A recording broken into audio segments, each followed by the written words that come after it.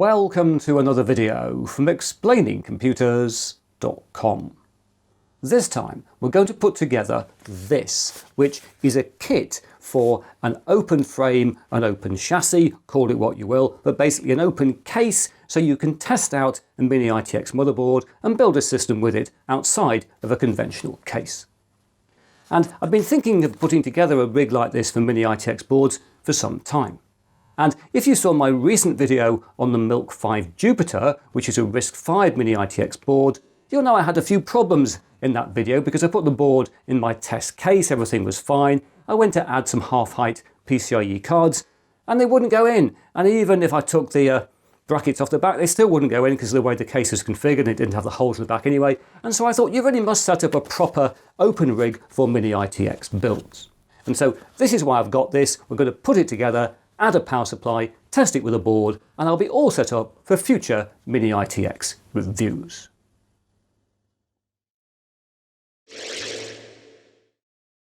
Right, here we have our open frame kit. It seems to have got slightly bashed in shipping, but hopefully it's just the packaging that's damaged. And like many similar products, this is based on this stuff, 2020 aluminium extrusion.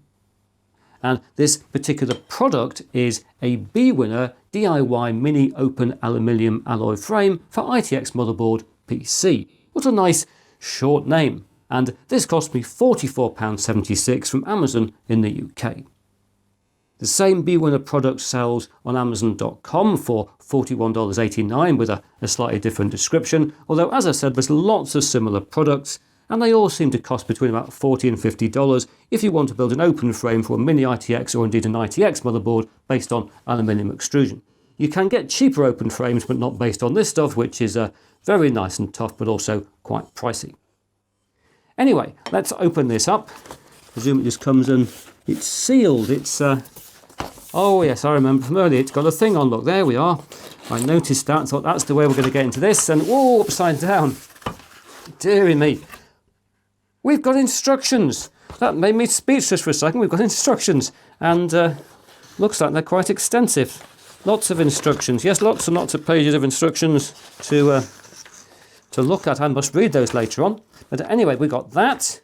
We've got this. I wasn't expecting this. This is sort of card. Maybe that's to help us line up the holes and put things together, something like that. We've clearly got our aluminium extrusion, our 2020. I got this particular kit because even though it was a bit more expensive than some of the others, it had this beautiful anodized red aluminium, which I really like. So we got a bit like that. That's the top and bottom bits. Obviously, these are the bits that go in the middle, so the whole thing looks something I imagine like this. This, and this. Our power supply goes here, our board goes there. There we are. Lots of good noises in this video, aren't there? Here we've got lots of mounting hardware for holding it all together. And then here we've got more hardware, I presume. Oh, look! We've got some white gloves. That's nice, isn't it? And we've got... this is for the front panel, so front panel buttons and LEDs, which we can use on motherboard, obviously. Those are feet, I think. These are to help hold together the aluminium extrusion. These are to, I imagine, secure in place PCIe cards.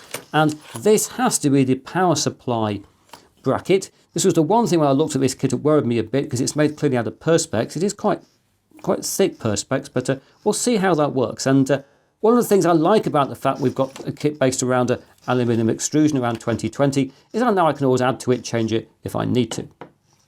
So we now need to get all these parts out. Somewhere around here I have got Stan with a knife. I'm sure he can help with that. We can just slice down, being careful not to scratch our aluminium. And oh, lovely! That is very nice. So anyway, I'm going to continue opening things up. I'll then read the instructions, and once I've done that, got myself all acquainted with what we've got here, we can start putting this thing together.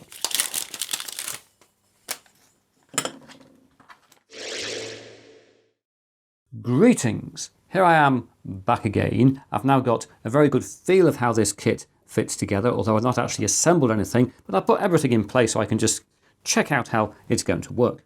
And this includes, as you can see, putting a Mini-ITX motherboard in place. But if I just lift this off, we'll come back to it later in the video, you can see it was standing on these motherboard mounts. And if I take off this piece of cardboard, which very helpfully allows you to position things correctly, you can see that the motherboard risers are on these little pieces here, which slide into the 2020 and then can be screwed to be locked into position. And then to hold other things in place, we have these corner pieces. And if I give you a close-up, I just remove this. It's the only one I put a bolt into. And there's a nut on the back of that like that, which just slides into the 2020. This is the basic way construction with 2020 works. And of course, that can be positioned and then secured in place with the bolt. This said, this isn't exactly how all of the construction is supposed to work, at least not according to the instructions, because although we use these right angle pieces here and here and here and here, I put two in here and here, and there's also one here which supports the power supply. In theory, we're not supposed to do this. In theory, these two pieces shouldn't be in here like that. These should be used to hold a hard drive on the back. They should be somewhere like this, and the hard drive therefore goes up there. And we should be using these pieces, if I can pick one up, like this on the underside to hold this middle piece in place. Let me just show you the instructions. We can see that piece there on the instructions. If you're thinking, how can that work? Well, it works because these are feet. These feet go obviously underneath, so we can have this underneath. I don't understand though, why are they using pieces like this to secure two bits of perspex, and then they're using the proper little angles like that for everything else. So what I'm going to do, I'm going to be radical. I'm going to use the 7 of these we've got to secure the 3 cross pieces, and oh dear, I just knocked down the thing that holds the power supply. Nothing is screwed in place, and I'll use this one here to support the power supply, but I'm going to do something else to mount a drive. I'm probably not going to be mounting a drive anyway on most of the builds I do with this. Most will be using M.2 storage or eMMC or something like that. But I can always make myself something using these or something to mount a drive if I need it. So this is how I'm going to put things together. Talking of which, I think it is now time to put things together. So let me get on with that.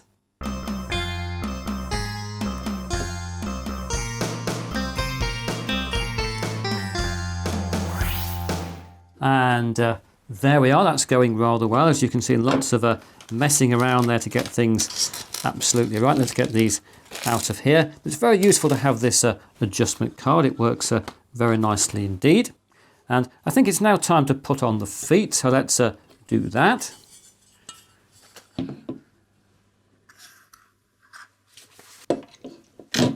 There we go. We now have feet. Oh, that's becoming rather good, except it isn't level. I've got to find a way to level it up. And there we are. That took more adjusting than I anticipated. But of course, 2020 allows this kind of adjustment. I think it was William Shakespeare who once wrote that assembling things using 2020 is one of the most satisfying things you can do on a midsummer afternoon. Anyway, it's currently December, so that probably doesn't count. And it's now time to move on to these pieces, which allow us to hold in place any PCIe cards. So let's put these bits together. There we go, and let's now mount this and the rest of the rig. And we can't know exactly where it's going to line up, so for a moment we'll just put it in loosely like that and like that. That'll do for now. And then if we just move down to the other end, we can fit the bracket for the power supply. Again, we'll just put it in loosely for now because we don't know exactly where this needs to go. And hey presto, we have a rather pleasing and certainly very solid construction. Well, solid apart from the flex in this bracket. I still have some reservations about this. But overall, I am very pleased with this. We've still got lots of parts left, which is good. Having said that, there were lots of extra screws in lots of these packages, which is always very good. Shall we see if the motherboard still fits? Hopefully the holes are still in the right places. They are. That is rather encouraging. We are making great progress with our open Mini-ITX test rig.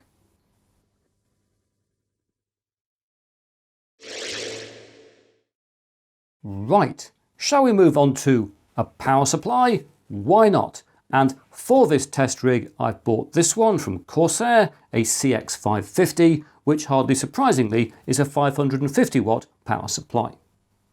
And it's 80 plus bronze rated, which if we take a look at this table means it's towards the inefficient end of the spectrum, and specifically it's between about 82 and 85% efficient depending on the load with a 115 volt input, and between about 85 and 88% efficient with a 240 volt input.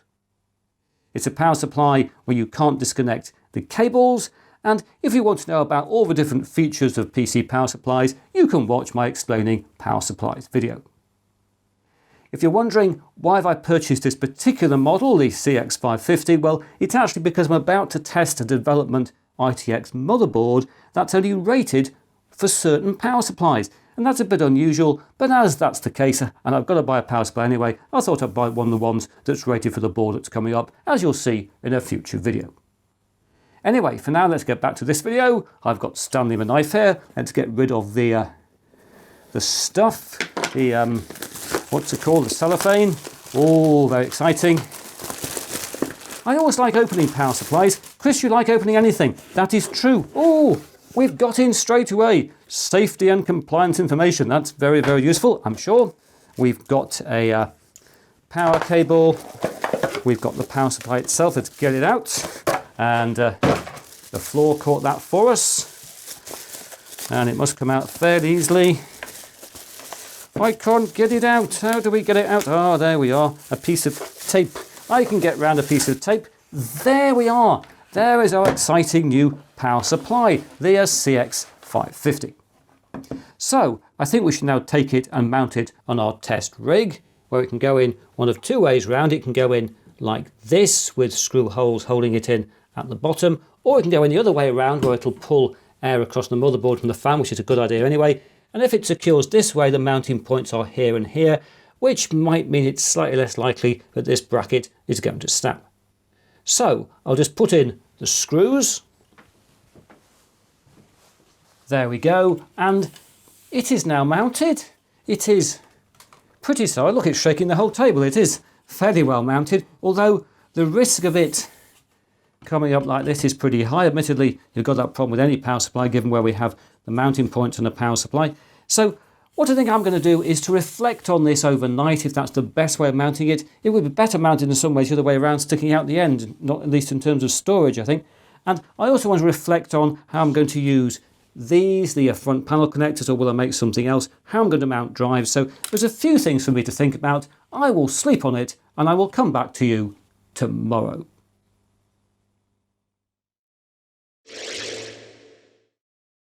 Greetings! It is indeed now the next day, and I've now mounted the motherboard, as you can see, including a PCIe card, which mounts very securely. I'm impressed with this arrangement, although I did have to reposition this foot to allow everything here to work properly. I've also plugged in these floating power LED and power switch buttons, these leads, so we can actually boot up the computer.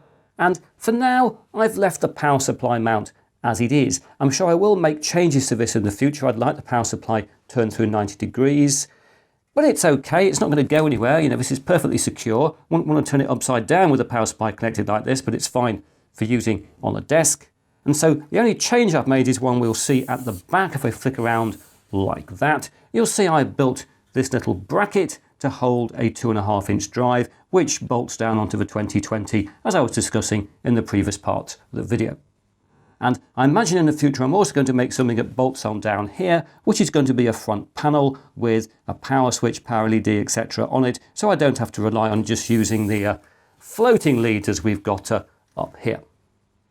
Anyway, for now everything should be okay. I told you we would say more about this motherboard later in the video, so I'll say it now. This is my previous Linux Mint desktop PC, my previous daily driver. It's an i3-4300T fitted with 8 GB of RAM. So let's get everything connected up and we should be able to power on this system. We just need to flick the switch, which I can't see. There we are, and I think it's this button here. There we are, it is running. And if we go across to the HDMI output, we are going to be booting into Linux Mint. Oh, there we are, entering Linux Mint. It's always interesting booting up systems you haven't run for a while, isn't it? Well, they still run. The desktop was set up for a 1280 by 1024 display, so we've got a few issues related to that, but it basically works. Everything is working absolutely fine. So let's close this down like that. Goodbye, Linux Mint.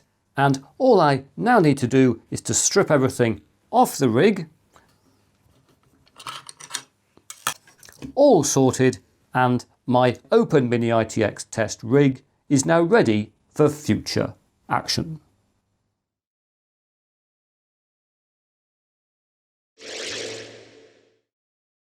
And so there we are. I'm now fully equipped to test out Mini-ITX boards. And that's a very good thing, because a very exciting new Mini-ITX board is on its way to me right now. As I record this, it is flying across the Atlantic. And I hope it'll be with me in time to feature in the next Explaining Computers video. But now that's it for another video. If you've enjoyed what you've seen here, please press that like button. If you haven't subscribed, please subscribe. And I hope to talk to you again very soon.